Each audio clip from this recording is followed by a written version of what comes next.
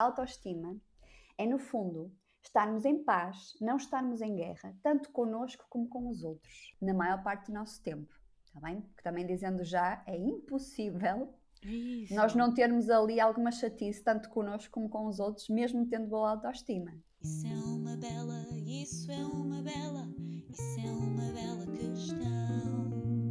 Isso é uma bela questão. Olá, bem-vindos a mais um episódio do podcast Bela Questão. O meu nome é Amália Carvalho. O podcast Bela Questão fala sobre desenvolvimento pessoal e inteligência emocional, traz sempre uma bela questão e a de hoje é sobre autoestima.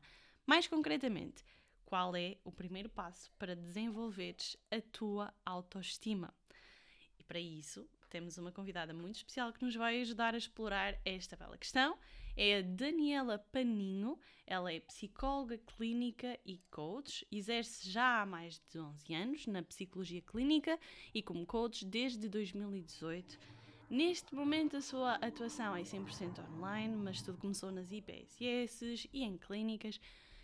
A sua temática preferencial é as mulheres com ansiedade, portanto, se é o teu caso, pode ser muito interessante para ti explorar aqui o trabalho que tem desenvolvido ao longo de mais de uma década. E antes de dar mais detalhes sobre a nossa convidada, dar-lhe as boas-vindas. Obrigada, Daniela, por estares cá. Estou muito, muito, muito feliz por esta oportunidade de explorar um tema que eu acho que é tão importante nos dias que correm. Bem-vinda ao podcast Bela Questão. Obrigada, Amália. É um gosto muito grande estar aqui mesmo. Portanto, também dou-te os parabéns por este podcast, que eu já conhecia, mas depois fui ouvir mais afincadamente e realmente trazes conteúdo de imensa qualidade para todos nós. Portanto, parabéns, e a tua autenticidade aqui faz muita diferença no sucesso do teu podcast. E, portanto, eu acho que estou muito, muito alinhada, sinto muito alinhada contigo e com o propósito e com esta temática. Vai ser um gosto muito grande trazê-la. Muito, muito obrigada. Eu conheci a Daniela por causa do Paulo Moreira. Em primeiro lugar, conheci porque nós fizemos a celebração do aniversário do podcast Inteligência Emocional do Paulo Moreira, que já fez 3 anos, 2 anos. Agora foi 2 ou foi 3 anos? Acho que foi Aqui 2. acho que foi 2 anos, fez 2 anos e nós estivemos em direto a responder, na verdade, a belas questões do Paulo Moreira. Eu adorei. Ele fez ali uma roleta de perguntas incríveis e eu antes disso aproveitei e fui conhecer o trabalho da Daniela, fui ouvir o episódio do podcast que a Daniela tem também com o Paulo Moreira, que recomendo, e gostei mesmo muito da abordagem, identifiquei-me e achei que fazia todo sentido trazer este tema da autoestima, que é um tema que eu ainda não trabalhei muito no podcast Bela Questão, que é um tema que eu acho que nos acompanha ao longo da vida e que é de facto muito importante e que pode depois repercutir-se nas nossas esferas da vida profissional, pessoal. Se nós estamos de bem connosco, depois a vida flui. E a verdade é que a vida põe-nos à prova, nem sempre estamos de bem connosco, por vezes a nossa autoestima parece que foge, não sei por onde, não é algo que depois de adquirido fica para o resto das nossas vidas, infelizmente, portanto requer muito trabalho e era isso que eu gostava de tentar aqui abordar contigo, percebermos aqui como é que nós a construímos, como é que nós conseguimos mantê-la ao longo da vida, como é que nós conseguimos ser muito bem conscientes quando ela começa a ficar mais frágil. Então eu acho que começávamos mesmo aqui por, primeiro, antes da bela questão do primeiro passo, perceber quem é a nossa Daniela, quem é a nossa convidada, que eu já disse alguns detalhes, um deles eu não disse, mas que é muito importante, foste mãe recentemente, há 8 meses, de uma bebé, e eu estou também aqui na fase final da minha gravidez, portanto é aqui um elemento que certamente vai dar para falarmos sobre autoestima também nesta vertente de mãe, e percebermos um pouco, antes de te lançar assim já com a bela questão de qual é que é o primeiro passo para desenvolvermos a nossa autoestima, quem é que é a Daniela Paninho, para além de tudo aquilo que eu disse inicialmente. Sim, olha, obrigada e por essa apresentação e por este espaço para explicar um bocadinho mais o meu trajeto. Lá está, sou uma mulher, sou mãe e tenho todos os outros papéis também a decorrer na minha vida, enquanto companheira, enquanto filha, enquanto neta, enquanto amiga, enquanto mulher inserida numa comunidade, não é? Portanto, tenho todos os desafios também aí à mão e vou partilhando também muita da minha vulnerabilidade nas minhas redes sociais, muito para também perceberem que por trás da psicóloga, não é? Porque às vezes há esta crença de que a psicóloga é uma pessoa que está perfeitamente a gerir as suas emoções, perfeitamente alinhada com tudo na vida, e não é nada assim, somos seres humanos, e eu partilho muito dessa vulnerabilidade e sei que ajudo muito também a mostrar que está tudo bem em a coisa descambar de vez em quando, não é? Portanto, também acontece comigo. A forma mais interessante é vermos como é que depois podemos nos erguer e continuar o nosso caminho e ser felizes à mesma com as nossas imperfeições. Então, eu durante muitos anos trabalhei na área social, foi por aí que eu comecei quando terminei o curso lá em 2010, numa vertente mais comunitária e muito com crianças, mas depois o que é que eu fui-me apercebendo? Que o trabalho com crianças era algo que me fascinava, sim, mas quando eu me sentava com as mães, nomeadamente, com os adultos cuidadores, é ali que estavam muitas das questões, sabes? E era muito frustrante até, porque eu ia trabalhando certas questões com as crianças, mas o ambiente onde elas estão inseridas realmente tem muito impacto. Depois também passei para a clínica privada em paralelo, e aí, a trabalhar com adultos também, eu ia percebendo realmente o grande impacto que é trabalhar a pessoa adulta em si, para depois também, quando nós estamos bem, quase que disseminamos o bem à nossa volta, não é? Portanto, eu estando bem comigo, estou bem com os outros muito mais facilmente, e os ambientes ficam logo muito mais saudáveis, nomeadamente para as nossas crianças, não é? Portanto, fui tendo alguns anos assim a dividir entre a clínica privada e a área comunitária, sempre também a dividir ali a questão entre as crianças e os cuidadores, até que depois, em 2018, lá está, fiz a certificação internacional em coaching e veio uma virada de mindset grande. Eu fui para a certificação já com alguma insatisfação em termos pessoais e profissionais, não é? Portanto, eu procurava qualquer coisa ali, sentia-me, lá está, na área social, e infelizmente a remuneração é sempre muito aquém do merecimento das pessoas que lá trabalham. Estava insatisfeita em termos de salário, estava a apetecer-me fazer coisas novas e não sabia muito bem o que era, e fui à procura de soluções, e a certificação pareceu-me uma delas, e foi muito assertivamente uma delas, porque me empoderou e lançou assim para o mercado, para a ação de faz diferente, procura soluções diferentes. Criei a minha página, comecei a trabalhar no online, comecei a direcionar cada vez mais o meu estudo, lá está, para mulheres, autoestima, ansiedade, estas questões da gestão emocional, e adorei, apaixonei-me e percebi, ok, agora é aqui o meu caminho. E portanto hoje vivo 100% do online, tanto na terapia individual, como também faço grupos terapêuticos, gosto muito de trabalhar em grupo, também cursos online, desafios, não é? Exercícios, coisas muito práticas. Eu sou muito da prática também, gosto muito de desafiar, de colocar as pessoas em ação.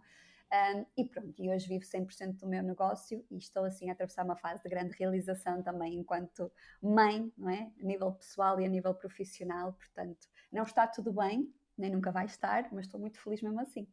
E eu acho isso inspirador, percebermos que hoje em dia as possibilidades abriram-se com o digital. Há dois tipos de pessoas, as que veem as redes sociais e toda esta transformação digital como algo extremamente negativo e nocivo, e depois há as pessoas que veem as oportunidades e que aproveitam, porque de facto é uma escolha aquilo que nós podemos fazer com estas novas possibilidades. E eu estava a ouvir falar e estava a pensar, nós temos que nos focar nestes exemplos, nós temos que nos focar nestas pessoas que conseguem tirar a parte benéfica Boa, e positiva claro. deste mundo. É espetacular, e conseguir aqui, lá está, uma progressão na carreira e ser mãe e conseguir aqui aproveitar as novas oportunidades. Eu acho que para nós, quem está a ouvir, que é maravilhoso. Agora, aproveitarmos aqui este bocadinho que temos contigo, e aproveitarmos que este em si também, o teu foco, a questão da autoestima, que é algo que eu, em particular, queria mesmo explorar mais neste podcast. Eu gostava de lançar já então aqui a nossa primeira bela questão, a bela questão do podcast, do episódio, que é: qual é o primeiro passo para desenvolvermos a nossa autoestima? Essa é uma pergunta bastante pertinente, e normalmente as pessoas estão à espera de uma ferramenta prática, não é? Qual é o primeiro passo em termos de ferramenta prática? Pedem muito isto também em consulta, não é? O que é que eu posso começar a fazer de manhã? O que é que eu posso começar a fazer a meio do dia? Quero agora mudar a minha autoestima. Mas eu vou lá e digo assim, calma. O trabalho na nossa autoestima é efetivamente, como estavas a dizer no início, um processo. Não é um momento estanque na nossa vida, não é uma semana na nossa vida, não é um mês na nossa vida, Não é um ano na nossa vida, é para sempre. Não é? Portanto, mas antes de começar realmente com questões práticas, com exercícios que existem, sim, existem ferramentas, existem formas de eu fazer este trabalho, de nada valem se eu não perceber em que ponto de situação é que eu estou no aqui e agora. Quem é que eu sou hoje? O que é que me está a acontecer hoje? Por que é que eu acho que preciso trabalhar a minha autoestima? Que contextos é que eu tenho à minha volta? Que recursos é que eu tenho à minha volta? O que é que se passa dentro de mim? Como é que eu ando a pensar sobre mim? Como é que eu ando a agir na relação comigo? O que é que eu quero para mim? De onde é que eu venho? Portanto, há aqui uma dinâmica antes de arrancar para o trabalho que é muito importante, que é o autoconhecimento, a autoconsciência. Como eu costumo dizer, não se pode gostar, não se pode amar algo que não se conhece verdadeiramente. E a maior parte de nós não se conhece, não parou para se conhecer, não parou para pensar no que realmente está a acontecer. E isto o coaching também me ajudou muito, sabes? Que é aquela questão do estado atual, do ponto A, não é? Portanto, em que nós vamos a fundo ver tudo o que está a acontecer no aqui e agora, para só depois pensarmos no ponto E. Exatamente, percebemos onde é que queremos chegar e depois o caminho a lá chegar. Portanto, o coaching veio também acrescentar muito à minha intervenção também na clínica, neste sentido de organizar a minha intervenção. E as primeiras consultas comigo, e nomeadamente também nos cursos que faço, é sempre num mergulho no aqui e agora. Quem é que eu sou Ponto hoje? A primeiro, não é? Focar onde estamos. Quem é que eu sou? O que é que está a acontecer? E no fundo é colocar-nos como pessoas, quase como se estivéssemos a ver a nossa vida num filme, sabes? A assistir de fora. O que é que está a acontecer no meu dia-a-dia? Que rotinas é que eu tenho? Como é que elas me fazem sentir?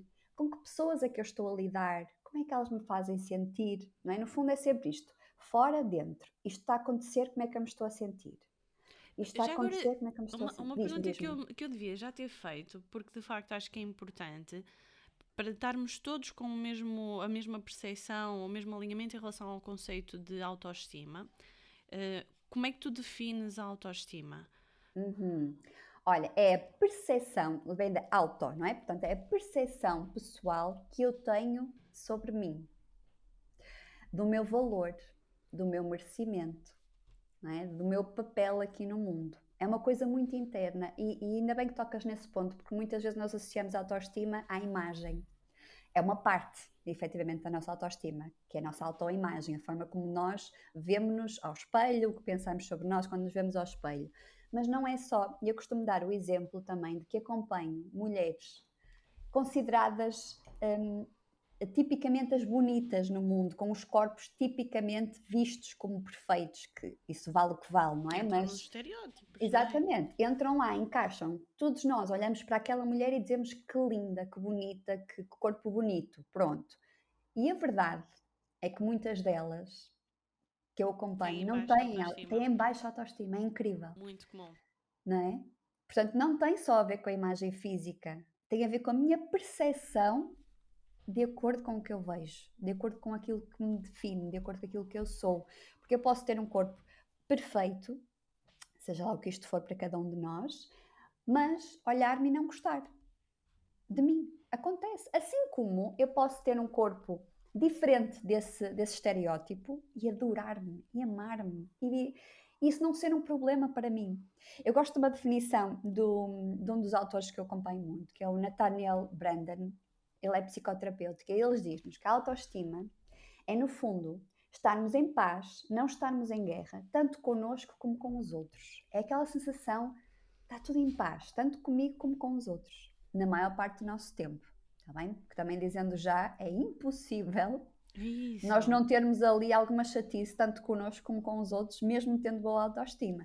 Está bem? Portanto, não é por eu... A vida muda-nos, são muitos Claro. anos, se tivermos a sorte de cá estarmos, não é? E Sim, aquilo sim, que eram os nossos problemas na adolescência, aquilo que era tão importante na adolescência, depois vai mudando aos 20, aos 30 e por aí fora, e ainda bem, é a beleza disso. claro. O que importa é nós não estagnarmos depois naquele conceito de autoestima ou na nossa definição de nós próprios e percepção, e essa percepção ir evoluindo. Exatamente, exatamente. E está tudo bem em um dia amar-me e estar tudo ok, e de repente no dia a seguir já não estou para ali virada. Pronto. Quando é que deixa de estar ok? porque eu gosto muito desta naturalização de isto não é uma reta, isto são curvas e há uma evolução e há um progresso. Quando é que nós devemos começar a pensar, ok, estes são alertas de que de facto a minha autoestima já está mesmo a fragilizar, o que é que eu devo fazer, que alertas, que sinais é Sim, que nós devemos estar atentos? sim, sim, sim. Há alguns sintomas que eu até vou trazê-los agora para cá, que é importante estarmos atentos, desde que eles sejam frequentes na nossa vida e que nos estejam a retirar qualidade de vida. Portanto, deixamos de ter prazer nas coisas básicas do dia a dia, deixamos de nos apetecer fazer coisas que antes nos apeteciam fazer, andamos com um humor mais negativo no nosso dia a dia. Portanto, de forma frequente, eu costumo dar assim, sei lá, uns 2, 3 meses. Se a coisa não estiver bem, procurem ajuda. Tá bem? Agora, claro que pode ser como resposta a algum acontecimento da nossa vida e é super natural afetar-nos muito, mas às vezes não há nenhuma razão plausível, pelo menos consciente, e mesmo assim não estamos ok. Portanto, ainda mais é necessário realmente esta ajuda para nós percebermos de onde é que aquilo vem. Alguns sintomas. Eu comparo-me com frequência ao outro. Eu não consigo ver qualidades em mim, não as reconheço. Eu tenho dificuldade em dizer não e faço de tudo para agradar ao outro. Vou buscar validação ao outro, mesmo fazendo coisas que vão contra os meus valores ou contra aquilo que eu quero, aquilo que eu gosto. Eu dependo emocionalmente de algo ou de alguém, ou seja, eu só estou bem se aquela pessoa estiver aqui, se aquilo estiver a acontecer na minha vida, e sozinha não estou ok, não é? O estar sozinho também aqui é um ponto muito importante. Está tudo bem eu querer estar com pessoas, eu gostar de estar com pessoas, preferir estar com pessoas, mas quando o estar sozinho me gera ali muito desequilíbrio, muita ansiedade, muita vontade de começar a fazer algo porque não quero estar comigo, também é um sinal de alerta, não é? Portanto, a relação comigo está em cima da mesa como algo que não está positivo. Eu estou a ter muitas vezes pensamentos negativos sobre mim, eu critico-me, tenho a autocrítica interna muito ativa, que me impede, por exemplo, de fazer coisas que eu quero fazer, de arriscar coisas que eu quero arriscar, de mudar coisas que eu quero mudar e, portanto, também pode levar à procrastinação. A procrastinação constante de coisas importantes para mim também pode ser um alerta. A dificuldade em tomar decisões, então estou sempre muito indecisa, não sei o que quero, vou buscar sempre validação novamente nos outros, o que é que tu achas que eu devo fazer, o que é que tu achas que é melhor para mim, não é? Portanto, esta falta de mergulhar em si para buscar decisões e ser mais assertiva. Enfim, trouxe aqui assim um lequezinho de Podem acontecer situações. todos em simultâneo, pode haver um mais predominante. Há aqui pessoas que se Claro, calhar estão a fazer uma checklist a dizer cheque, cheque, oh meu sim. Deus, quem é que vai E ser de deixa, mim? e deixa-me acalmar esses corações, deixa-me acalmar esses corações, está bem? Que está tudo certo em sentirmos isto, porque às vezes isto leva a pessoa a assustar-se. Ai, eu tenho tanta coisa a mudar que não consigo mudar nada, então não quero me meter por aí porque eu tenho tudo isto, não é? Também Sim. devemos olhar com autocompaixão para isto. Se eu estou assim hoje, é porque na minha história eu tive reais motivos para eu desenvolver estas defesas em relação a mim. Também autoaceitarmos isso, estarmos em paz com a nossa história, com aquilo que nos foi acontecendo, e lá está, em terapia nós fazemos muito este mergulho no nosso passado. Eu tenho que estar em paz com aquilo que eu sou hoje, meu estado atual hoje, aceitá-lo e dizer, ok, vamos lá então ir melhorando aos pouquinhos, como um processo. Eu tenho que estar focada no processo e não no resultado, porque não vai chegar o dia em que eu tenho a minha autoestima em cima e ainda preciso fazer mais nada. Não vai. Não é? Vai ser um processo. Eu tenho que olhar para isto como sinais de coisas que eu quero melhorar, que eu devo melhorar, mas está tudo bem em não conseguir melhorar todos de uma vez, em não conseguir melhorar todos rapidamente, porque não vai acontecer. Mas sempre que eu sentir que estou a melhorar, eu devo celebrar comigo. Isto também é autoestima, não é? Portanto, celebrar cada conquistazinha, cada passo, cada não que eu disse. Eu estava ali num registro de trabalho que eu dizia que sim a tudo, trabalhava horas extra, trabalhava fins de semana e eu comecei a dizer que não. Uau, isto para mim é ótimo, eu estou mesmo a respeitar-me, estou mesmo a gostar de mim. Às vezes para os outros não significa nada, visto de fora, nem precisa de Mas significar. para ti significa tudo. Sabes que eu costumo falar muito na expressão beijinho no ombro. Há quem chame beijinho no Sim, ombro, há quem chame auto-abraço, há quem chame dar o auto-high five, como é que nós podemos dizer isto em português? Que sou bem. aplaudir-nos a nós próprios, o que for, e essa parte das celebrações que estavas a dizer, eu acho que de facto é tão importante para ajudar a desfocar. Se já estamos neste ciclo de pensarmos negativamente, estas pequenas vitórias, que importa é que sejam vitórias para nós, não é preciso que sejam para o mundo, elas vão Exatamente. desbloqueando ali todo o bem-estar físico que nós podemos sentir através da descarga de algumas hormonas que sabemos que estão associadas a isso. E por isso gostei muito de teres referido essa parte da celebração, a parte da autocompaixão e ter-nos ajudado aqui a identificar alguns alertas, algumas bandeiras vermelhas que nós devemos começar a perceber se prolongar. E também gostei da referência temporal, porque às vezes fica aquela questão, ok, mas eu estou assim há uma semana, devo já ir correr a pedir ajuda? Eu acho que pedir ajuda é sempre bom, é sempre benéfico, mas se já estou assim há 2 ou 3 meses, acho que é importante não haver essa resistência. E eu falo aqui de resistência, por exemplo, procurar terapia e psicologia ou profissionais de saúde. E eu falo de uma forma muito consciente, eu já procurei em algumas alturas da minha vida, tanto psicologia como coaching. Uma das coisas que eu achei mais difícil na psicologia foi identificar-me, por exemplo, com a pessoa que na altura me fez a sessão. E eu acho que esse é um ponto muito crítico, porque às vezes leva as pessoas a desistirem de voltar a procurar. No meu caso, a verdade é que eu procuro muito no podcast, pela questão, fazer esta trajetória. Então, na verdade, a minha terapia vai muito... esta conversa que estamos a ter e a procura de especialistas que me vão respondendo a dúvidas, para mim tem funcionado muito como este percurso de terapia que vou... Mas eu já tive, de facto, sessões de coaching, já procurei. Agora, para quem tem tido uma assim, experiência menos agradável logo no primeiro contacto com o psicólogo, porque eu acho que isso é um grande bloqueio para algumas pessoas, que recomendações é que tu fazes? E eu gostava também de ter aqui um bocado a tua opinião para que isto não seja um bloqueio quando nós falamos, ok, já percebi que preciso de ajuda, agora vou pedir ajuda, correu mal à primeira. O que fazer? Uhum. Olha, também eu aconselho a não desistirem logo à primeira, de ter corrido mal à primeira. Isto porque normalmente também a primeira consulta é muito desconfortável, Pois é. não é? É Portanto, suposto ser desconfortável, não é é? suposto ser desconfortável, não é? Portanto, estamos a sentar-nos com alguém que nunca vimos na nossa vida, não é? Portanto, a falar de coisas muito íntimas. Não é fácil, é muito difícil. E é natural que a gente saia da primeira consulta a sentir: o que é que eu fui lá fazer? Ai, Expus-me, que o que é que vergonha, a o que é pessoa que vai aquela ficar a pessoa pensar vai de mim? pensar? Sim, o que é que a pessoa vai pensar de mim? Se ela conta a alguém, que vergonha! E se ela conhece alguém de que eu falei?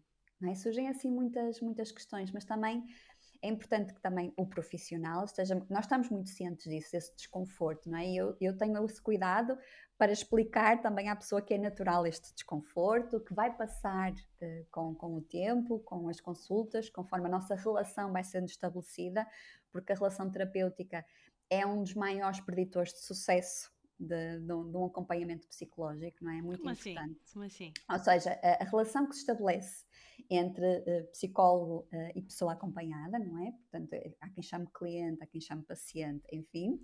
A relação que se estabelece é a base de Depois do sucesso. progresso. É, exatamente. A pessoa sentir que realmente aquilo é um espaço seguro, aquela pessoa é uma pessoa que conhece, que Uhum. sabe, que tem o conhecimento importante, que tem empatia, que escuta ativamente. Portanto, a pessoa tem que se sentir num ambiente seguro, efetivamente, para a coisa decorrer. Porque se não se sentir nesse ambiente, não vai, primeiro, ser totalmente transparente, não vai ser tão assíduo, não vai, sei lá, fazer os trabalhos de casa, que às vezes os psicólogos também recomendam de forma tão assertiva, não vai confiar, não vai estar sempre à espera que o processo ande para a frente ou que termine. Enfim, portanto, a relação é muito importante. E a relação não se estabelece numa consulta, não é? Portanto, é muito importante a pessoa tentar dar espaço. Não sei o número de consultas, não consigo dizer isso, não é? Mas pelo menos 2 a 3 para realmente aliviar um bocadinho aquela sensação de desconforto, de desconhecido, estar ali com um E criar desconhecido. a tal relação. Exatamente, porque vai haver um ponto em que a pessoa já não é desconhecida. A pessoa depois, e eu ouço muitas vezes isto, estava tão ansiosa para esta consulta, precisava mesmo de lhe contar isto, quero mesmo contar-lhe aquilo, ou preciso desabafar sobre, não é? Portanto, já me veem como um sítio seguro, um colinho, não é? Portanto, também é muito importante sentir aquele quentinho de eu aqui posso ser eu aqui posso contar tudo, que aquela pessoa não me vai julgar, vai me compreender, vai me ajudar. Nesse sentido, portanto, não desistam logo, mas se ao fim de 3 consultas continuarem a não sentir empatia, não sentir que aquele é o vosso espaço, mudem. Nós estamos habituados a isso. Eu venho pessoas ter comigo de outros psicólogos e saem pessoas para outros psicólogos também. E está tudo, eu estou muito bem resolvida hoje em dia em relação a isso, que também foi um trabalho que fiz comigo. Eu achava-me mal profissional se não chegasse a toda a gente. E a verdade é que nós não chegamos a toda a gente. Somos psicólogos, temos uma base científica por trás, sim, mas somos pessoas diferentes. Temos um tom de voz diferente, temos uma postura física diferente, vestimos-nos de forma diferente, seguimos também correntes de intervenção diferentes e é natural que a gente não chegue a toda a gente. E portanto é importante até na primeira consulta. Ainda bem, imagina que toda a gente queria sempre o mesmo psicólogo. Não dava, Era impossível. não é? Portanto, nós somos muito diferentes e as redes sociais ajudaram muito nisto, sabes? Que a pessoa já vai ouvindo a voz do psicólogo, Já vai percebe vendo se o vídeo, identifica ou não. vai vendo a mensagem, portanto, normalmente as pessoas chegam até mim e parece que já me conhecem, portanto já estão bastante mais à vontade porque já me acompanham e já vão estando mais à vontade. Portanto, também se o psicólogo tiver Instagram ou outra página ou site, pesquisem, vejam vídeos, ouçam, para também começarem a sentir que pode ser ou não. Exato, se as Certezas. características das pessoas Exatamente, se alinham. certezas nunca vão existir, certezas, está bem? Portanto, têm mesmo que experimentar em tudo na nossa vida, em qualquer profissional. Sim, sem dúvida. Eu acho que é importante termos falado aqui disto, porque nós falamos aqui, não é? A verdade é que nós não temos que trilhar estes caminhos sozinhos. Podemos procurar, lá está, amigos, família ou profissionais de saúde que nos vão ajudar. Voltando aqui ao tema da autoestima, quais é que são, assim, os grandes pilares que nós temos que proteger para garantirmos que a nossa autoestima está intacta e também o que é para ti, eu não queria dizer o ideal da autoestima, não é? Mas o que é para ti a autoestima saudável? Boa pergunta. Então, isso é um bocadinho subjetivo, mas, portanto, uma autoestima saudável, cada pessoa é que vai sentindo o que é para si a autoestima saudável, mas, por exemplo, para mim, ter a minha autoestima de forma saudável é não ter picos emocionais com frequência, é estar a fazer algo que gosto, é ter relações saudáveis, sentir que as minhas relações estão a ser saudáveis, eu estou a alimentá-las e elas estão a alimentar-me, é ter rotinas de bem-estar e de autocuidado, portanto, em que as minhas necessidades são algo importante para mim. E eu estou atenta a Colocaste elas. em primeiro, no fundo, não é? Sim, priorizar-me. E priorizar-me, até ainda bem que tocaste nesse ponto, não é achar-me melhor que ninguém, porque às vezes também me chegam à consulta pessoas que dizem assim: mas eu não quero ter uma alta autoestima, porque senão vão achar-me nariz empinado, vão achar que eu não quero saber dos outros. Têm medo de trabalhar na sua autoestima, porque acham que isso é egoísmo. Isso é um grande preconceito. De onde é que isso vem? É, tipo, alta autoestima, uma pessoa com uma boa autoestima que comunica assertivamente, que está bem na vida, é vista como isso, superior. Tem o síndrome da superioridade. Sim, isso é interessante, é verdade. E temos muitas vezes que desconstruir isto em consulta, não é? Portanto, eu gostar de mim não significa que me ache melhor que ninguém, até porque o gostar de mim é gostar das minhas qualidades, mas também aceitar os meus defeitos, não é achar-me boa em tudo, até porque eu nunca vou ser boa em tudo. E eu olhar para o lado, vou sempre encontrar pessoas que são melhores que eu em determinado ponto, sempre, a vida toda, não é? E mesmo assim, é eu gostar de mim, mas também ver valor em mim, mas também ver valor no outro. Cada um tem o seu valor e se eu estiver bem e confortável no meu valor, mesmo tendo coisas que quero trabalhar em mim, eu gosto de mim, eu também dou espaço ao outro para brilhar, para ir para o palco, não é? Portanto, quem até normalmente fica muito incomodado com pessoas que vão para o palco, é um buscãozinho para trabalhar na própria autoestima, porque alguém ir para o palco não retira o palco de ninguém. Existe palco para Portanto, todos. Cada um tem o seu, Eu efetivamente. acredito mesmo nisso. Existe espaço para todos, porque nós somos todos diferentes, portanto, nós nunca ocupamos o mesmo espaço. E há pouco tu dizias e falavas que um dos sintomas, ou um dos alertas, tem a ver com a procuração da validação externa constante. Uhum. E, de facto, quando nós nos priorizamos ou quando nós nos autovalidamos, nós deixamos de procurar essa validação externa nas nossas decisões e na nossa vida. Como é que isso se consegue? Como é que nós conseguimos, para quem de facto procura validação externa, é incapaz de dizer que não e tem mesmo muita dificuldade em perceber que ter uma autoestima forte não tem nada a ver com o nariz empinado, mas sim com uma segurança interna que não precisa de estar sempre a ir recorrer à opinião dos outros. Mas como é que nós conseguimos chegar até aí, para quem está mesmo naquela fase inicial? Sim, é um trabalho assim bastante interno.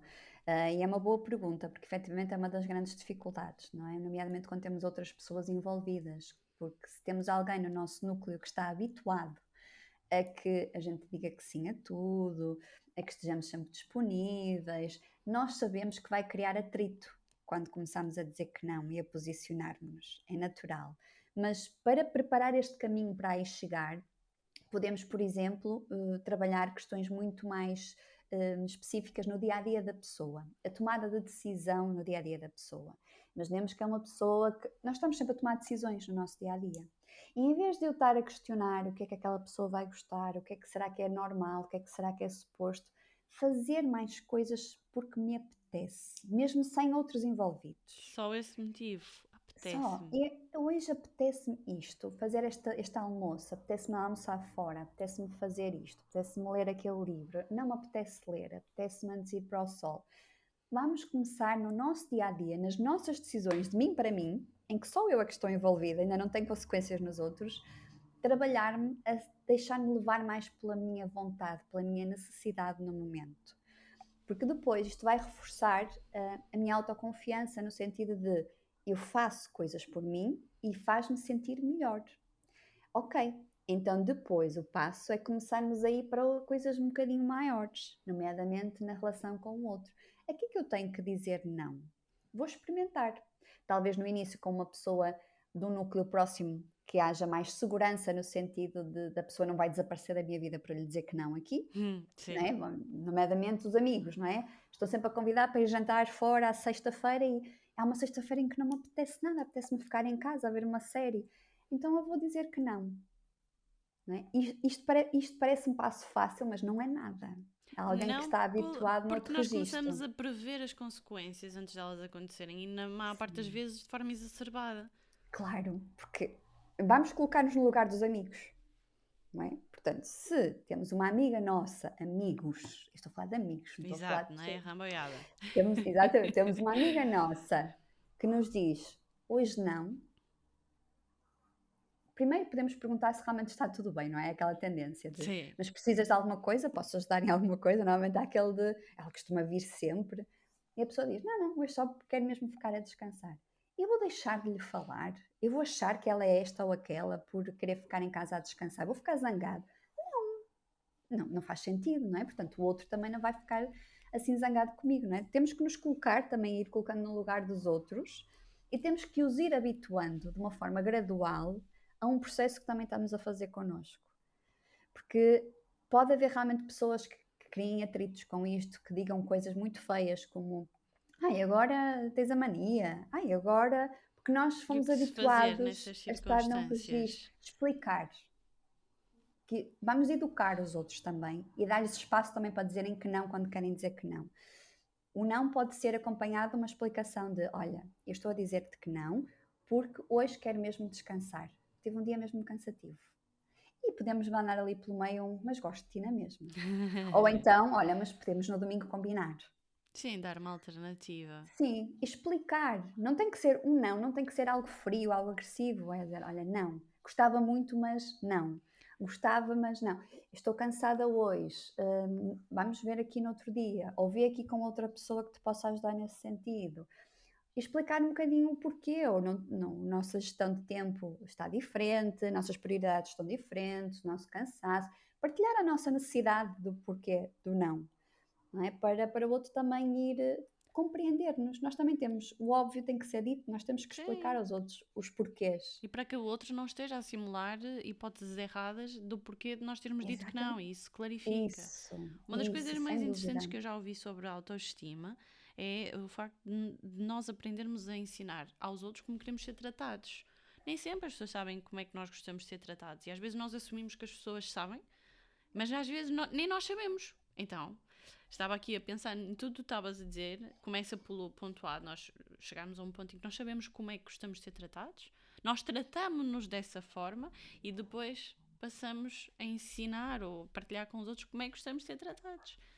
Sem dúvida, sem dúvida. E o tratar-me dessa forma é muito também o falar comigo dessa forma, não é? Muitas vezes, e daí ser importante nós tomarmos consciência, nós estamos a falar connosco de uma forma muito rude, de uma forma muito agressiva, muito cruel. Coisas como, que estupidez, estás a sentir isso? Ai, que parva, que burra, Sim. que vai ser sempre a mesma coisa. Nós aqui por dentro estamos constantemente nisto e desvalorizamos. E muitas vezes em consulta eu vou anotando algumas frases que a pessoa vai se dizendo sobre ela Sério. própria e depois confronto, não é? Olha o que tu disseste sobre ti só nesta consulta. E a pessoa fica, eu disse isso? A pessoa nem se apercebe. Isso é um Eu grande disse isso? exercício. Sim, eu disse isso. Sim, disseste. Como é que tu te sentes quando tu te dizes isso? E se fosse outra pessoa a dizer-te isso? Isso é Normalmente espetacular. é a mesma coisa.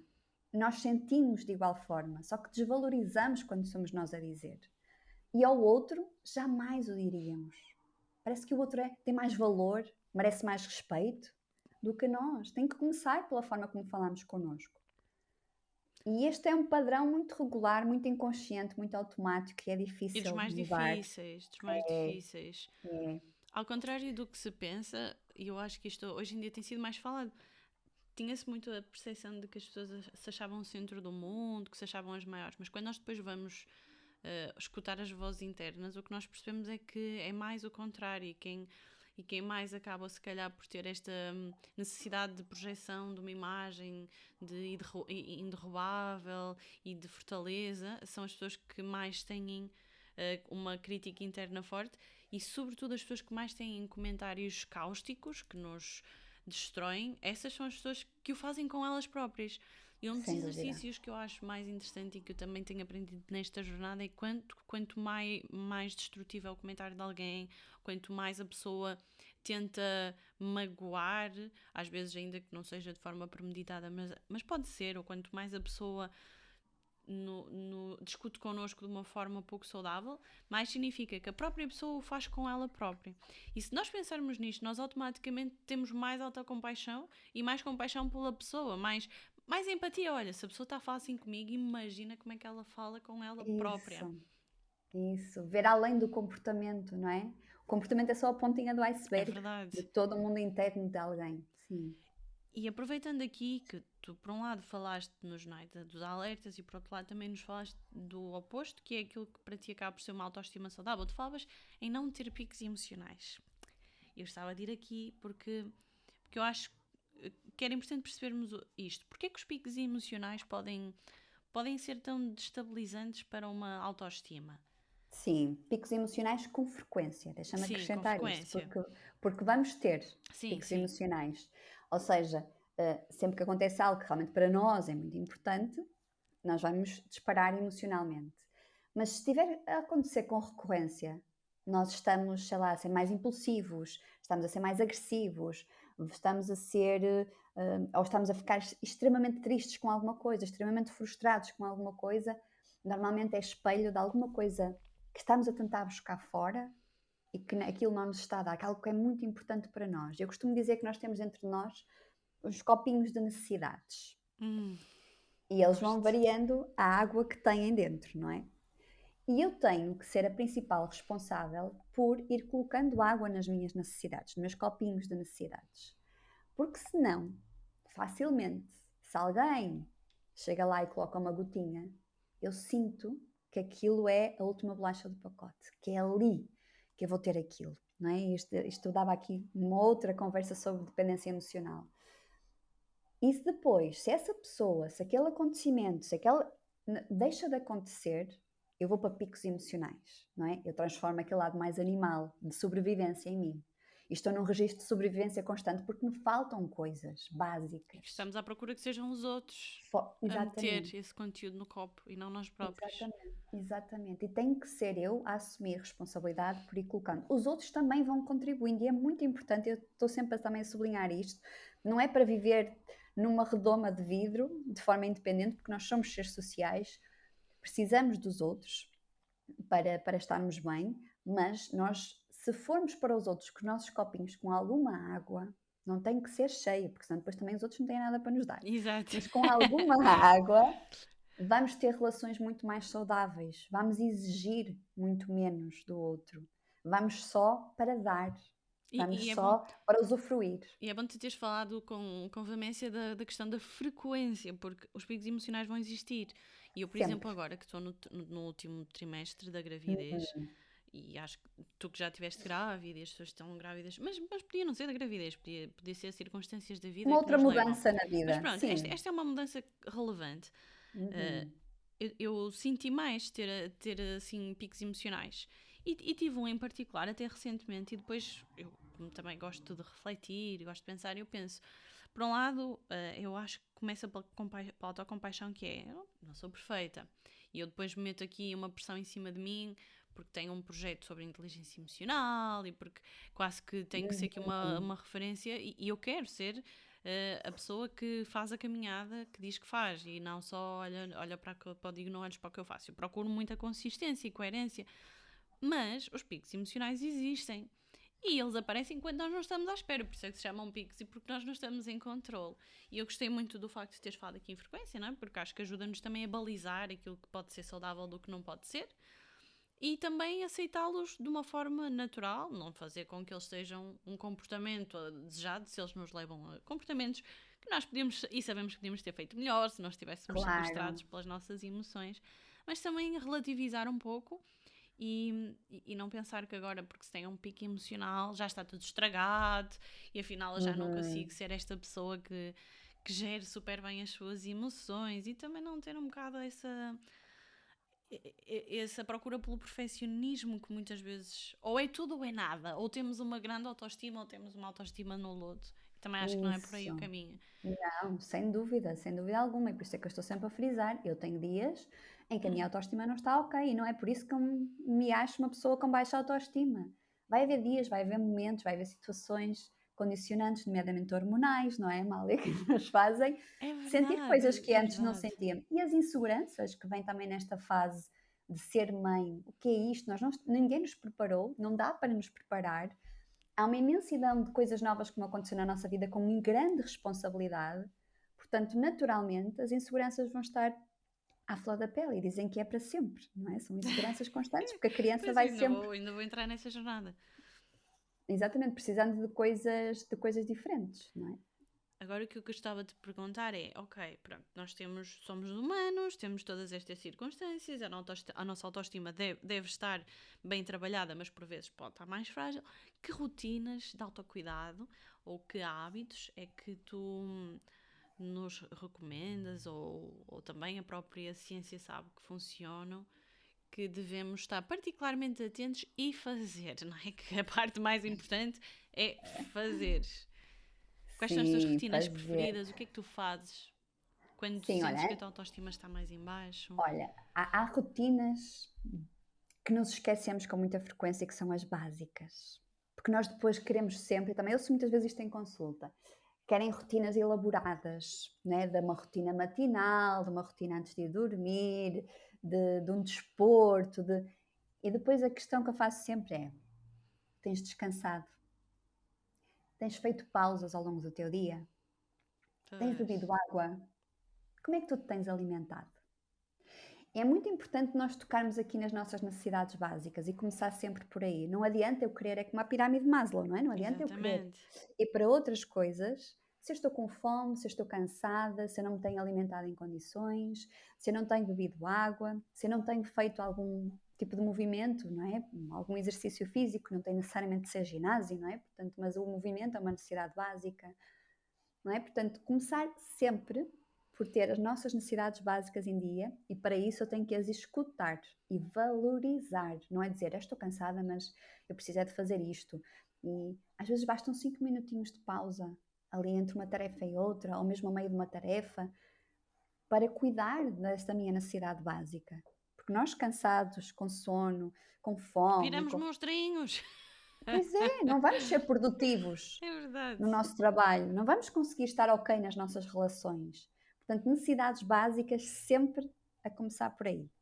E depois vamos enquadrando outros tipos de necessidades, como nós temos diferentes tipos de autocuidado, não é? O autocuidado físico, temos o autocuidado emocional, que é esta questão de parar para olhar para as nossas emoções, como é que eu me estou a sentir, como é que eu me quero sentir, porque é que isto está a acontecer comigo, não é? E que pode ser através da escrita. Eu aconselho muito a escrita diária, não é? O tal journaling, onde eu estou a ter uma conversa comigo. Ao fim e ao cabo é isso, não é? Portanto, onde eu estou a olhar para o meu interior, a fazer uma pausa consciente para trabalhar no meu interior, para observar-me, não é? Portanto, é muito importante, e no início podemos ter alguma resistência à escrita, porque é esquisito, não é? Portanto, estou a escrever para quem? Para quê? Não é? Portanto, mas depois, e da experiência que tenho, é que depois as pessoas gostam muito e depois levam mesmo como um hábito e ficam muito mais conscientes do que está a acontecer, do porquê que está a acontecer, como se sentem. Portanto, o autocuidado emocional é muito importante. A meditação também pode ser aqui algo muito interessante a incluir, porque é mais uma vez um tempo de paragem para olhar para dentro e que seja sempre sem julgamento. Tá bem? Eu não vou avaliar o que está acontecendo dentro de mim, eu vou só observar. Porque vai-me dar informações preciosas para coisas que eu quero trabalhar em mim. Não é? Não adianta eu olhar para dentro e estou a pensar nisto, estou a sentir isto e chicotear-nos. Não adianta. É olhar, ok, olha que curioso o que está a acontecer comigo. Olha como eu reagi naquela situação e poderia ter sido diferente. Porquê que será que isto mexe comigo? Vou agora observar para ver porque é que isto continua a mexer comigo. Não é? Portanto, olharmos como curiosidade para este processo. Portanto, a escrita ajuda, a meditação ajuda, a leitura também ajuda. Portanto, temos aquele nosso momento de expandir a nossa mente para aprender coisas novas, para refletir sobre coisas novas. Isto também é autocuidado mental, também é uma necessidade nossa de explorarmos, de expandirmos a nossa mente. Falar com pessoas diferentes de nós, também gosto muito disto. Nós normalmente temos tendência a colar-nos a pessoas que são parecidas connosco, não é? Mas é nas pessoas que são diferentes que se dá a expansão da mente.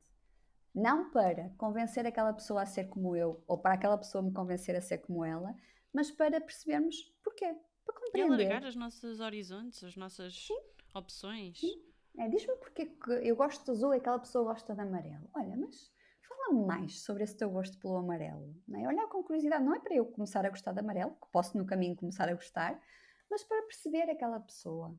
Isso expande a minha mente, não é? Também temos o autocuidado social.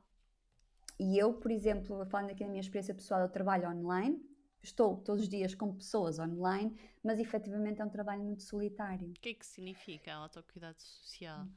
É buscar conexão com o outro e de forma presente. É como eu te estava a dizer, eu tenho um trabalho muito solitário, portanto, apesar de estar com pessoas, é online.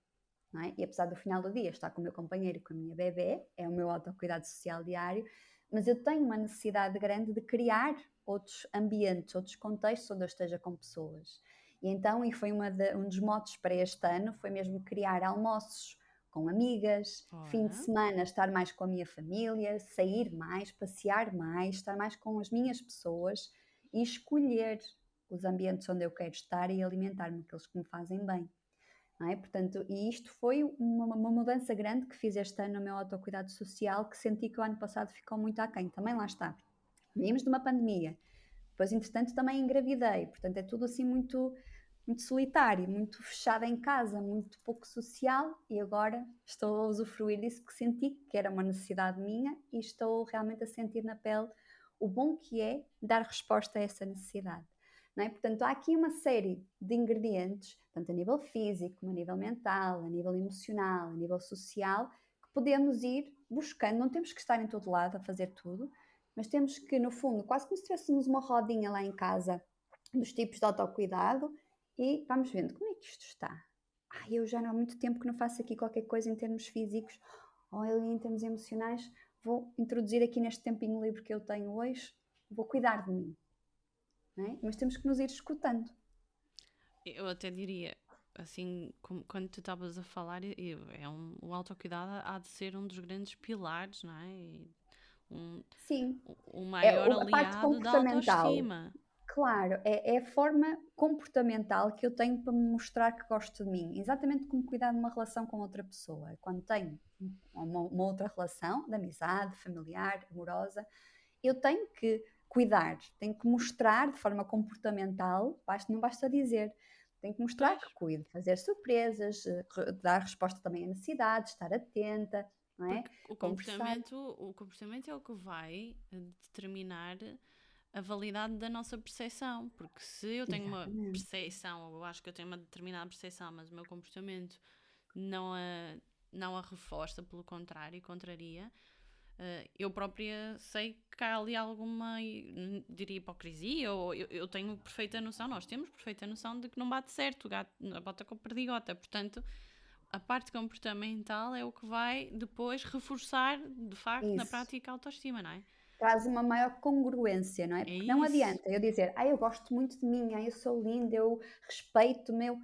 E depois na prática não está a acontecer. Tem que haver congruência entre aquilo que eu penso e aquilo que eu faço, sem Eu dúvida. gostava que esse fosse o nosso último tópico, porque o Uhum. episódio vai ficar mais longo, mas eu gostava muito de falar na questão da beleza, porque acho que é um tema Uhum. importante para quando se fala de autoestima, mas achei ainda mais relevante nós termos feito quase uma hora de episódio sem falar de beleza e de se desconstruir aqui essa associação entre só aquilo que é imagem e aquilo que é beleza.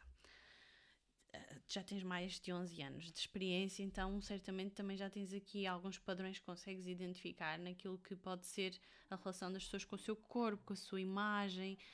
Pensando nestes casos das pessoas que não conseguem, ou seja, elas até podem apreciar muito o seu intelecto, a sua forma de estar, mas a imagem continua a ser assim aquele desafio, continuam a não apreciar algumas partes do seu corpo, do seu rosto. Qual é que é o primeiro passo para conseguir sair dessa roda do hamster e conseguirmos ter uma boa relação com aquilo que é a imagem que temos de Sim, nós próprios? e às vezes é complexo, Amália, porque às vezes a relação com a nossa imagem também se conecta muito da nossa história, não é? Daquilo que fomos ouvindo ao longo da nossa história, muitas vezes com críticas de pessoas que nos eram muito importantes, com maus exemplos, e por isso é que em terapia há ali um mergulho assim um bocadinho doloroso, mas é importante perceber porque é que aquela pessoa não está a conseguir ter uma boa relação com o seu corpo. Primeiro é perceber isto. Depois também é importante a pessoa olhar para o real. E eu normalmente faço mesmo exercícios em que a pessoa se olha ao espelho exatamente como está, porque nós temos que aceitar tudo o que está a acontecer agora, o nosso corpo como ele está agora, mesmo querendo mudar, eu só mudo aquilo que conheço também bem. Não é? Portanto, eu tenho que me olhar ao espelho, eu tenho que me tocar, eu tenho que reconhecer como o meu corpo está agora, e muitas vezes também há alguns exercícios de perdoar os erros, porque muitas vezes o nosso corpo é espelho de muitos erros que fizemos connosco, de muitas maldades que fizemos connosco. Temos também que nos perdoar essa parte, não é? Portanto, um exercício que eu gosto muito é mesmo escrevermos uma carta a nós Uhum. mesmos de perdão, de pedido de desculpas pelos erros que cometemos, porque nós somos também responsáveis por muitas das consequências no nosso corpo, não é? Temos que assumir isso, não vamos pintar a coisa de cor-de-rosa. E depois assumirmos que, a partir de agora, eu vou cuidar de mim. Eu não vou estar focada só no peso na balança, no número na calça, na imagem no espelho, mas eu vou-me comprometer a cuidar de mim. E muitas vezes só o facto da pessoa passar para a ação e começar a cuidar-se, mesmo que o peso na balança não mude, mesmo que o número na calça não mude, a percepção da pessoa da relação consigo muda. E muitas vezes é esse o grande problema. É eu estar mal e odiar-me por não estar a fazer nada por isso. É um peso grande. Eu quero mudar e não faço nada. Eu quero mudar e falho. Então vamos de uma forma muito mais leve, começar com objetivos mais reduzidos. Como é que anda a nossa alimentação? O que é que podemos fazer? Consultar um nutricionista? Simplesmente reduzir determinados consumos de nutrientes que estou a fazer? Beber mais água? Fazer mais exercício? É começar a entrar no autocuidado físico.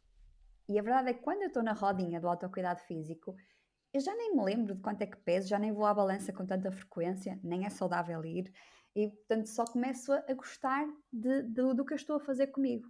Naturalmente, depois também vai haver consequências físicas, se eu cuidar de mim, a verdade é essa, mas isso que seja uma consequência boa de um processo e não um objetivo final. Acho que muda tudo. Não focar no fazer exercício porque vou ficar com um corpo mais bonito, mas porque é importante para eu cuidar de mim. Exatamente. E mudar esse Porque eu foco. mereço. É isso. Eu E é mereço. engraçado que eu estava-me a lembrar do documentário Stutz, não sei se tu viste, na Sim, Netflix, sim. em que o ator dizia que uma das grandes aprendizagens que ele tinha retirado das sessões de terapia com o psicólogo, o Stutz, era precisamente o desfocar a imagem do corpo com os padrões de beleza, mas perceber que o exercício físico e um comportamento saudável era importante não pela beleza, mas pela sua saúde mental, pelo bem-estar mental. Foi uma grande descoberta que ele fez. E acho que é isso, é quando se cuida porque nós gostamos de nós, pela nossa autoestima e não pelo que os outros vão pensar, pelos padrões e porque vamos desfilar no corredor da fama. Acho que isso altera tudo. Claro. Agora voltando aqui à nossa questão inicial e para encerrarmos esta bela questão, esta parte, se tivesse então que resumir em poucas palavras a resposta à pergunta qual é que é o primeiro passo para desenvolvermos a nossa autoestima, o que é que tu nos dirias? Então, dizia para vocês parem, olhem para dentro, sem julgamento, vejam o que é que está a acontecer dentro de vocês, abracem tudo isso, seja apelidado de bom ou de mau por vocês, abracem tudo isso e comecem amanhã mesmo a ter um novo olhar sobre o que vocês fazem no vosso dia a dia para gostar de vocês. Perguntem-se com frequência: se eu gostasse de mim, o que é que eu faria agora? E comecem a levar-se por esse GPS. Adorei. É. Adorei. Antes de tomar a decisão, o que é que eu faria se eu realmente gostasse de mim? Eu acho que isso é grande orientação. Espetacular. Foi muito rico. Eu acho que este é um tema muito, muito lindo, que pode ser ou muito pesado ou muito leve. Eu acho que aqui foi abordado de uma forma muito leve. Gostei muito das dicas. Não conseguimos falar de tudo, autoestima e as mães, assim, mas acho que conseguimos falar do mais importante, desde quais é que são os sinais de alerta, quais é que são os pilares de uma autoestima mais saudável, como é que nós podemos melhorar aqui a nossa imagem, a nossa percepção da imagem que temos nós próprios. Acho que conseguimos tocar aqui ao de leve, porque quer dizer, isto é um trabalho que tu estudas anos e praticas anos, que numa hora é difícil de abordar tudo, mas gostei imenso e fiquei também com aquela frase do autoestima, uma boa autoestima é estarmos em paz connosco e com os outros, que tu referiste e que fizeste aqui a citação de um autor. Pergunto-te se tens assim podcasts, documentários, filmes, livros que recomendes para quem quer explorar mais sobre este tema, para além de seguirem os conteúdos que tu própria também vais produzindo. Isso. Tenho sim. Há uma autora que a maior parte já com certeza conhece, mas eu gostava de referir aqui porque é uma escrita muito leve, mas tudo provado cientificamente, que é a nossa Brené Brown. Eu Pensei logo queria nela. trazê-la para aqui, porque efetivamente é incrível a forma como ela nos traz, de uma forma bem científica e estudada, a importância de sermos vulneráveis, a coragem de sermos imperfeitos, e lá está, ela tem precisamente o livro A Coragem de Ser Imperfeito, que é incrível. E também tem um documentário na Netflix que se chama, deixa ver aqui, O Poder da Coragem. Também tem um documentário dela, e depois tem TED Talks, que eu também aconselho muito Eu adoro o percorrerem. trabalho dela. Ela é incrível e traz-nos uma linguagem com humor, leve, simples, coisas muito sérias e muito reais. E, portanto, queria muito também trazer aqui esta autora para acompanharem. Lá está também aquele autor que eu falei no início, o Nathaniel Branden, desculpa, que tem livro, ele também é psicoterapeuta e estuda a autoestima de uma forma bem aprofundada. Ele tem um livro, por exemplo, Os 6 Pilares da Autoestima, onde vai dando dicas sobre o que fazer de forma bem prática em cada pilar, portanto também aconselho muito. E depois, vindo aqui para Portugal, tem uma colega minha que eu queria muito falar aqui, lá está também naquela onda de o palco dos outros não tira o nosso palco. Verdade.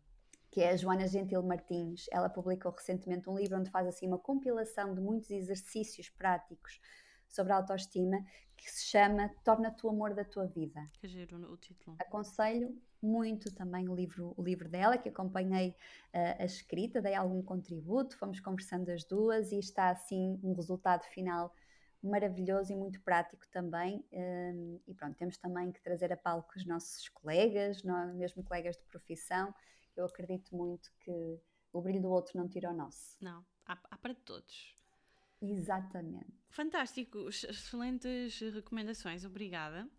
E agora, se tu aceitares o desafio, vamos passar à roleta das belas questões e peço-te que me digas um número de 40 a 100. De 40 a 100. Bora intuitivo, 60. Muito bem. Para quem nunca ouviu falar na roleta das belas questões, a Escova da Mente é um produto do Bela Questão e é um produto para quem gosta de fazer journaling, como questões estruturadas, e tem questões diferentes nas páginas. Então, aqui a ideia é haver uma parte de imprevisibilidade e, portanto, a página 60 vai trazer uma bela questão de reflexão e permite-nos conhecer melhor a Daniela. Vamos aqui encontrar a página 60. Que aspecto da tua personalidade te tem sido mais útil e porquê? Boa. Olha, ser curiosa. Tem sido muito útil tanto na minha vida pessoal como profissional, porque tem-me levado a estar sempre muito ativa na procura, não é procura de respostas em si, de respostas concretas, mas à procura de hipóteses, de porquê que isto acontece, não é? O que é que está a acontecer aqui? E o que é que está a acontecer comigo? E o que é que está a acontecer com aquela pessoa? Eu sou muito observadora de mim e do outro e gosto de ir à procura de hipóteses. E isto traz-me conteúdo muito rico para a minha profissão, mas também, lá está, questões práticas para o meu dia-a-dia, nomeadamente nesta fase de ser mãe. Que é muito preciso. Gostei. Mais uma. Mais então, um agora número. É de 40 a 100. Vamos para o 71. Vamos aqui, 71.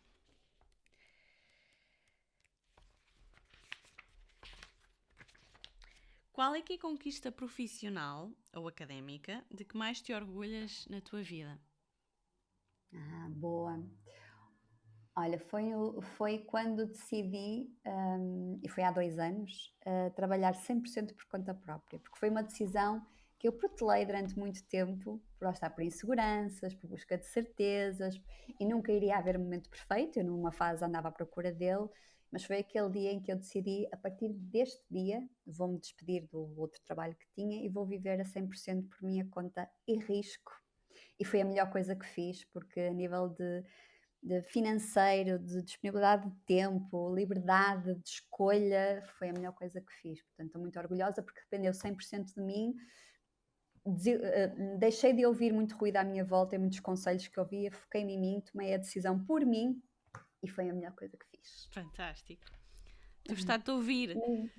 A pessoa até fica com um sorriso só de perceber o impacto que isso teve. Mais um, o último. 55. 55. Se tu pudesses pedir um conselho de uma figura histórica, quem é que seria essa figura e o que é que tu lhe perguntarias? Ah, Isto já fazem lembrar as perguntas do Paulo Moreira pois no é, direto. sinto-me outra vez. Ai, bem, uma figura histórica com um conselho. Ai, eu ia, sei lá. Há uma figura que eu. Histórica. Sim, é histórica. Mas eu gostava de me sentar com a Michelle Obama, que também adorei o livro dela. Adorei. Isso é Ela agora lançou incrível. outro, pelos vistos. Ai, não sabia. Olha, vou pesquisar. E o que é que eu lhe perguntava? O que é que eu lhe perguntava? Que conselho? Ai, talvez enquanto mãe, não é? Como é que eu consigo assim um equilíbrio? O que é que ela acha da experiência dela? Um equilíbrio saudável entre a vida pessoal e profissional, sendo mãe. O que é que ela me teria para me dizer? É uma Que bela é questão. uma busca que eu estou agora ativa, não é? A buscar este equilíbrio, mas de alguém tão inspirador e com tanta experiência, não é? E pelo que vejo também é uma mãe incrível. Pelo menos é essa imagem que passa. Tinha muito gosto em ouvi-la nesse sentido. Adorei, bela questão. Essa dava um episódio. Daniela, adorei este episódio, adoro o tema, acho que o tema é muito importante e este vai ser daqueles episódios que eu me revejo a ouvir de vez em quando, quando Que bom. tiver aquela autoestima já nos dias em que sei que não está na minha reta normal ou desejada. Gostei mesmo muito. Gostava de te pedir para dizer às pessoas que se quiserem seguir o teu trabalho ou fazer uma consulta contigo, seja de psicologia, seja de coaching, como é que elas devem fazer? Sim, então encontram-me na minha página de Instagram, também é lá que eu estou todos os dias a divulgar conteúdo gratuito, tanto nos stories como no feed, e a página é @dp de Daniela Paninho, .psicóloga-coach, bem, podem-me encontrar por Eu lá, vou se não, deixar nas colocam Daniela notas Paninho também. na busca, e, entretanto também percebem qual é a minha página profissional. E podem-me mandar mensagem à vontade, tá bem? Portanto, estou super disponível, recebo muitas vezes partilhas, dúvidas, sugestões, críticas também. E, portanto, eu estou disponível para receber tudo isso, porque o meu crescimento também vem do que me acrescentam desse lado. Portanto, estejam super à vontade para informações para consultas, para cursos que vou fazendo, para dicas, para comentários. Estou super disponível para vos acolher e será um gosto muito grande. E também saber a vossa opinião em relação aqui ao podcast. Nem quero saber. Essa ia ser a minha próxima mensagem. Eu adoro receber feedback de todos os episódios, é a gratificação maior que existe. Então, para quem nos está a ouvir, fica aqui o convite para nos darem o feedback. Pode ser uma mensagem no Instagram, pode ser um e-mail, o que vocês quiserem, mas digam-nos o que é que acharam, se ficaram dúvidas. Aliás, se tiverem alguma dúvida sobre o tema, perguntem, seja a mim, seja a Daniela. E também dizer que isto está a ser gravado também em vídeo, portanto, se quiserem ver no YouTube, podem ver no YouTube. Já agora, subscrevam o canal para acompanharem os conteúdos que nós vamos colocando por lá. Dizer também que, se ainda não classificaste o podcast Bela Questão no Spotify ou na Apple iTunes, pedir-te para tirares 10 segundinhos e colocares lá a estrela que tu achas que ele merece, fazerem a classificação, porque ajuda a quem segue conteúdos semelhantes, conheça o podcast Bela Questão, porque depois o algoritmo entrega e recomenda este podcast a quem está neste mundo. Agradecer a todas as pessoas que nos ouvem, agradecer a todas as pessoas que nos enviam mensagens, muito obrigada. Agradecer-te a ti, Daniela, por esta partilha, eu adorei esta conversa. Foi um gosto muito grande, Amália, mesmo. Estaremos aqui mais uma hora ou duas, À vontade. Mas pronto, E haverão quem outros sabe se não momentos. repetimos para outros temas. Isso. Já fica assim isso. no ar.